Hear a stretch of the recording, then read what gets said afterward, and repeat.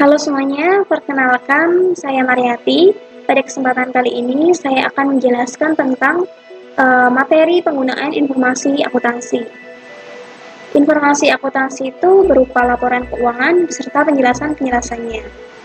Lalu, penggunaan informasi akuntansi bagi perusahaan itu apa?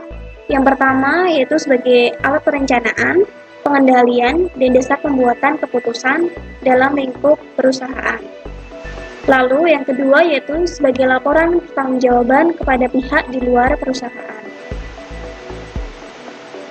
Lalu pihak yang memerlukan informasi itu dibagi menjadi dua jenis. Yang pertama pihak intern dan yang kedua pihak ekstern. Untuk pihak intern ada manajemen perusahaan. Manajemen perusahaan memerlukan informasi akuntansi untuk dapat merencanakan dan melakukan pengawasan berjalannya perusahaan atau operasionalisasi perusahaan. Lalu selanjutnya yaitu untuk dapat mengevaluasi operasional perusahaan. Lalu pihak yang memerlukan informasi yang kedua yaitu pihak ekstern. Pihak ekstern itu ada berbagai macam, yaitu ada investor, karyawan, kreditur, pemasok, pelanggan, pemerintah, dan masyarakat. Kita ke yang pertama yaitu investor. Investor di sini memerlukan informasi akuntansi untuk dapat membuat keputusan terkait investasi, karena investor ini adalah penanam modal di dalam perusahaan yang nantinya akan mendapatkan bagian dari laba. Maka investor memerlukan informasi akuntansi untuk dapat memutuskan apakah investor harus membeli atau menjual investasi yang ada pada perusahaan.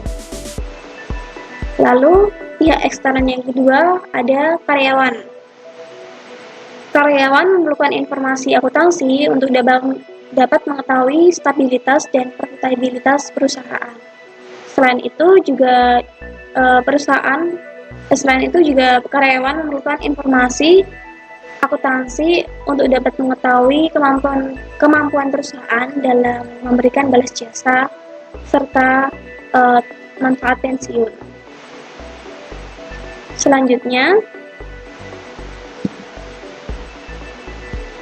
yang ketiga adalah kreditur. Nah, kreditur di sini sebagai pemberi pinjaman kepada perusahaan, sehingga informasi akuntansi diperlukan untuk dapat memberikan pertimbangan apakah perusahaan mampu untuk melunasi tagihannya pada waktu yang sudah ditentukan. Lalu yang selanjutnya ada pemasok.